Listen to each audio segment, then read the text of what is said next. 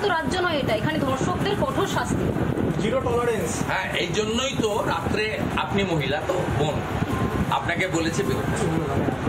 আপনি যে প্রফেশনে আছেন, মেন স্ট্রিম মিডিয়া হতে পারে, ইউটিউবার হতে পারে, পোর্টাল চালাতে পারে, আপনাকে মুখ্যমন্ত্রী বলেছে রাত্রে বেরোতে। তাহলে তো মুখ্যমন্ত্রী বেরোনো উচিত না রাতের বেলা। না না, সেটা ওনাকে জিজ্ঞেস করুন। আপনারা তো আমাদেরকে প্রশ্ন উত্তর করেন, ওনাকে প্রশ্ন করতে পারেন না। উনি তো 50 মিটার দূরে থাকেন, একটা বক্স নিয়ে, একটা চঙা নিয়ে আপনাদের দূরে রাখেন, পুলিশ ঘিরে রাখে, বেড়া থাকে, স্টিলের ফ্রেম দেওয়া থাকে, আপনারা প্রশ্ন করতে পারেন না। দাদা পুলিশের দাদা উনি যদি লিডার অফ দ্য হাউস হন, যদি 2,75,00,000 লোককে রিপ্রেজেন্ট করেন, I am also leader of the opposition, I am also representing 2,33,27,000। বলছি দাদা বাবা, আমি আপনাদের কোঅপারেট করি, ভালো প্রশ্নেরও উত্তর দিই, সমালোচনারও চেষ্টা করি ক্লারিফাই করার।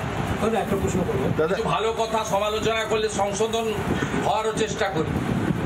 তো আপনি তো এই মুখ্যমন্ত্রীর কোনো প্রশ্ন উত্তর পাবেন না। ওনাকে যদি সাহস থাকে, দার্জিলিং এর মিরিকে চলে যান, ঠান্ডা পড়ে গেছে, আবহাওয়া অত্যন্ত মনোরম, বিকেলবেলা উনি ব্যাডমিন্টন খেলবেন, চলে যান ওখানে। দাদা ছাত্রীর বাবা